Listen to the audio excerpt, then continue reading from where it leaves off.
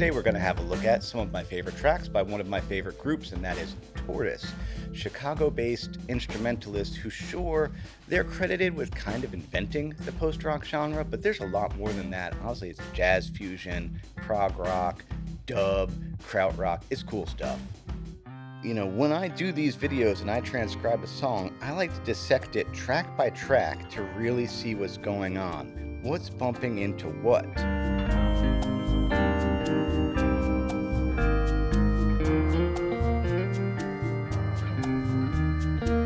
One of the things that's so cool about Tortoise is that they're all multi-instrumentalists and they have an eclectic palette of tools to create with. 2 drum sets, 6-string bass, 4-string bass, guitar, vibes, other mallets and synths, an array of sounds that could easily become a noodly mess if not dealt with in a minimalist and thoughtful manner. This video is sponsored by TrueFire.com, the largest online library of interactive music lessons with over 87,000 lessons taught by legendary players and folks like me. I make several courses a year. Here's a cool thing about TrueFire. If you don't know what course you might want to download, you could sign up for 1 year of all access. With that, you still get the cool features like on-screen tabs and backing tracks to practice along with, plus 25% off downloads if you choose to download a course. Personally, I like to use it as an interview library because they have so many legends on there. Check the description box below for the link to get 1 year of all access. By the way, tabs and backing tracks for this lesson are available a la carte on my website or through Patreon. For Tortoise fans, here's the fun part. My buddy Chris plays with Doug McCombs in another project, so he connected me with Doug to get some additional info for this vid. The first thing I asked Doug is if he could shoot a very quick rig rundown at soundcheck, so I don't know where else to put this in the vid. Here's Doug walking around their stage setup. I think this is at soundcheck in Japan. That's a Pearl mallet station. They used to take the Marimba Lumina out on the road, but I guess it was getting a little too fragile for touring. We got a Jazz Master, a Telly bass, and a bass 6. Looks like some backline rental amps. Some pedals. Okay.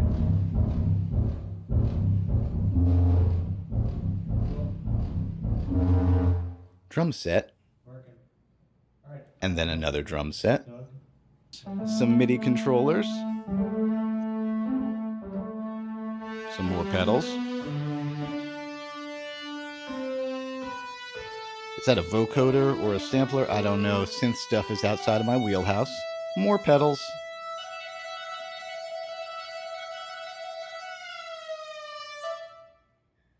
A Lester with a Bigsby,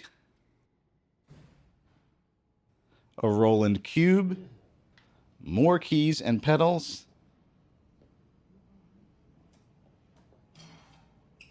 and of course the vibraphone. Hey, look, it's John.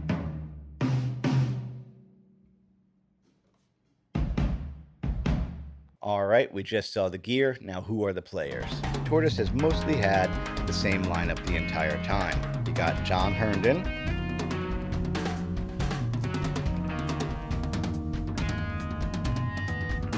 John McIntyre,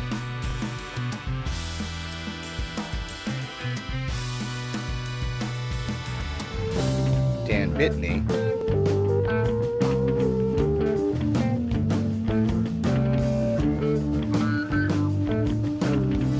Jeff Parker,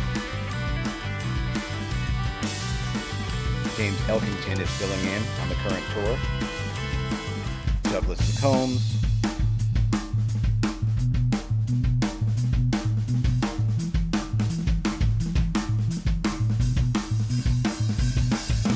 and on the earlier stuff, Bundy K. Brown and David Pajo, which connects us a little bit to Slint. I'm going to have to make a video about Slint at some point.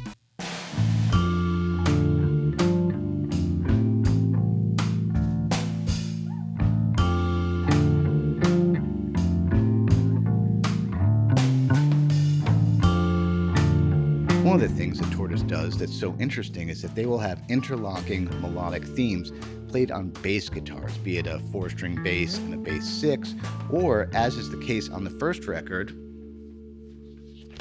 with the track Cooder, it's 2 4-string basses. Here's what Doug had to say about that. In order to have some foundation to build off, Bundy K. Brown and I put together a bunch of interlocking bass lines that we then presented to John Herndon and John McIntyre for scrutiny and further ideas. The first LP was mostly built from that. Rye Cooder was a line that I had as the intro and a pocket groove that Bundy had as the long coda. We each came up with counterpoint to the other's ideas. Herndon had just bought a vibraphone because he was interested in learning to play mallets, and McIntyre had a history with mallets from his percussion studies in college. I called the song Rye Cooder in tribute because the Paris, Texas soundtrack had been inspiring me to want to play some quieter, less rock and roll type music. The song doesn't really bear any resemblance to any of Cooder's music per se.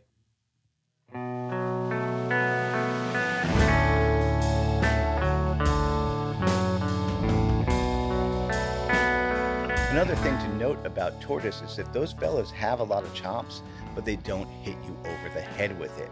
There's jazzy chord changes, odd time signatures, things that are usually thought of as being part of jazz fusion or prog rock, but again, done in a minimalist, thoughtful, airy kind of way. And one of the most beautiful moments is on the opening of Glass Museum from their second LP. Here's what Doug had to say about that. Glass Museum was a riff Dave had on guitar. We assembled it and arranged it as a group. The A and B riff are variations on the same riff, and Herndon developed the vibes part accordingly.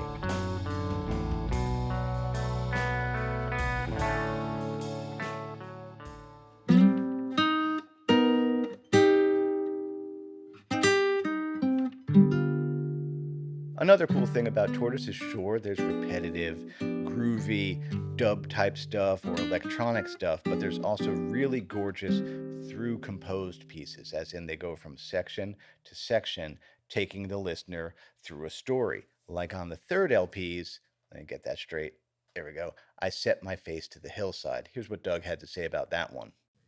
Hillside came together from a melody I had on bass 6, with McIntyre filling in chords underneath for the verse, and then flip-flopped on the chorus with McIntyre writing a melody over an ascending chord progression I had.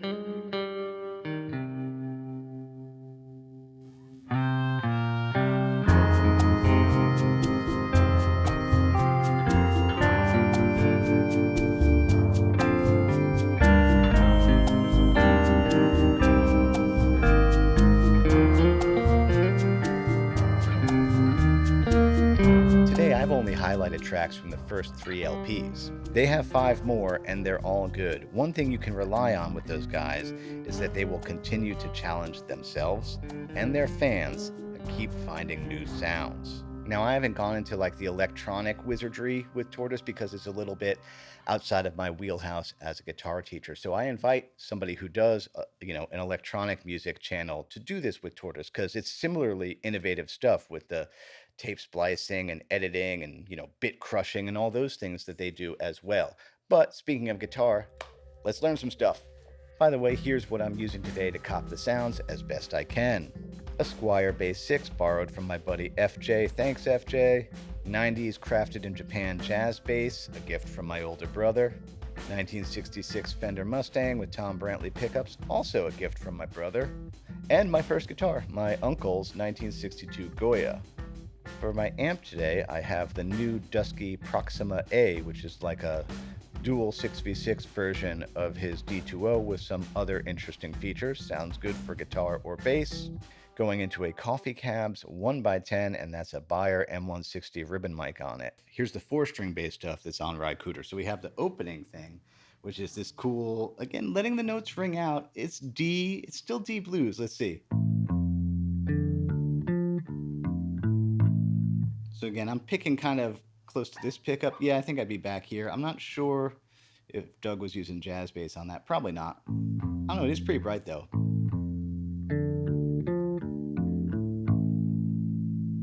That is a cool little lick, especially combined with the bass 6 thing. It's like, there's D. Yeah, it's not that complicated, but when you have 2 instruments in similar range but different timbre, cool stuff. Second time there's a little kind of fill.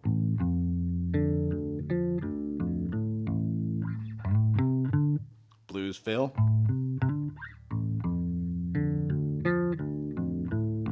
And then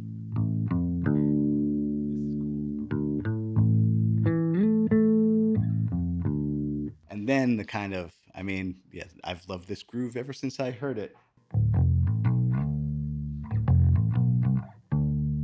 It's so catchy. You got a couple of different ways you could phrase that. I'm moving over to this pickup. You could pick it like I think I like to slide it.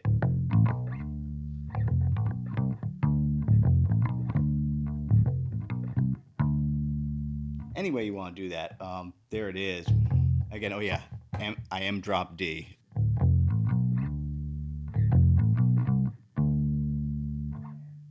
And then this is the second riff.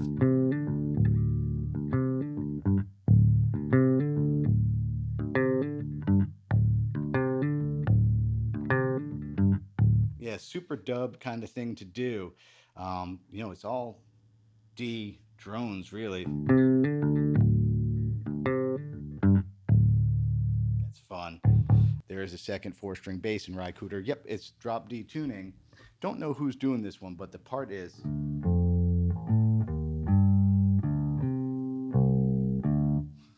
It has this very interesting E flat, that very Phrygian note.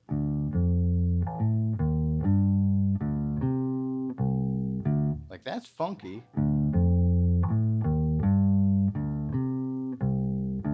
I think 3 times. And then that's all blues. Yep. Where are we getting there? Is that Dorian? No, that's major.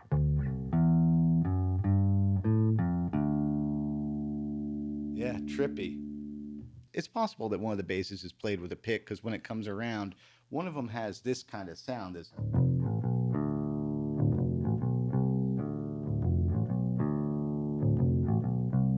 Like those notes are kind of ringing out into each other. But it's the same riff, while the other bass is doing the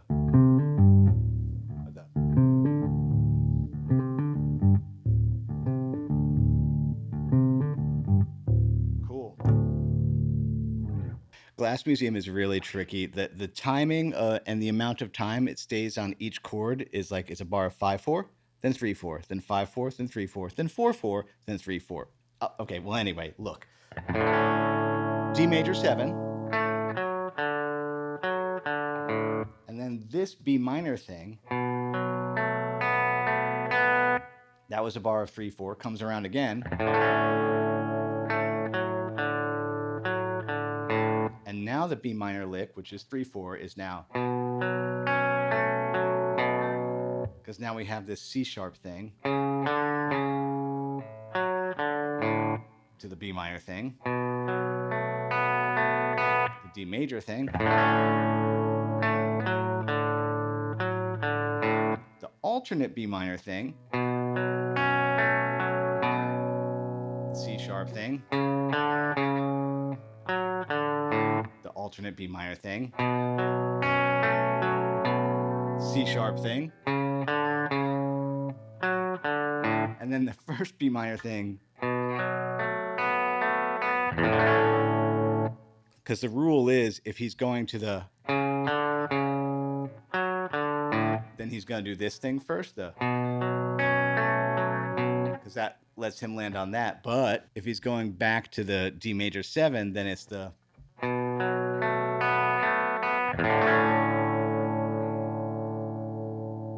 So cool.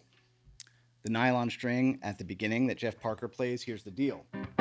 It's going to come up a C minor, and then this kind of cool, it's like a G7 sharp 9, resolving to the C minor, back down the C minor, here comes a G7, stay on the G7, and then little diminished thing, or G7 flat 9,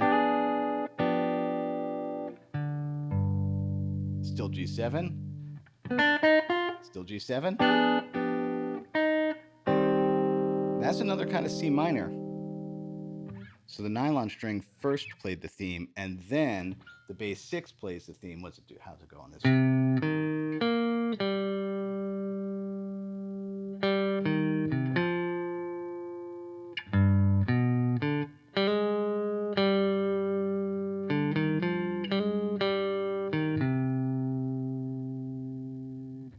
And then in that B section, there's a 4-string bass, a bass 6, and then 2 electric guitars. I think it's both Jeff Parker and David Pajo harmonizing with each other. But the bass 6 is doing these sustained kind of G minor, F minor, going up to G minor, and this is so pretty, this A flat major 7. And then like a little melody thing. And then it kind of flips back around on itself to do that melody again.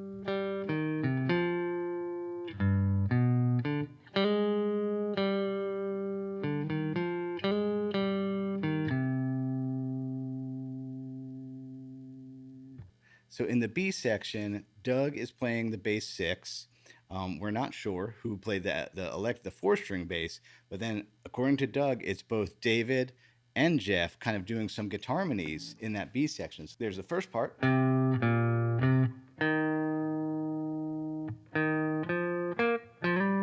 the G minor.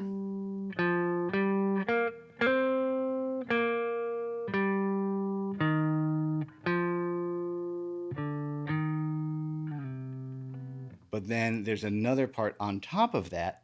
Boom, boom, boom, boom.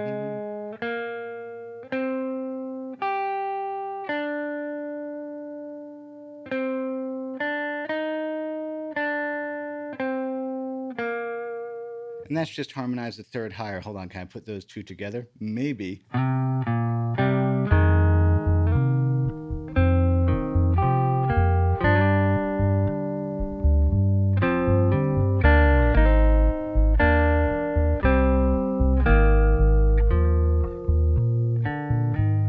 One more time, I'd like to thank Chris and Doug for their help with putting this video together. And hey, if you enjoyed this video, please like, subscribe, and share. That costs you nothing. Sure helps me out a lot. When I make these kind of videos, it takes a couple of weeks to transcribe things, create the backing tracks, make all the files, put it together, and oftentimes they get demonetized by YouTube. So if you'd like to help me keep making content like this, consider supporting me on Patreon or buying one of my courses. As Bill and Ted would say, be excellent to each other. That includes yourself. See you next week.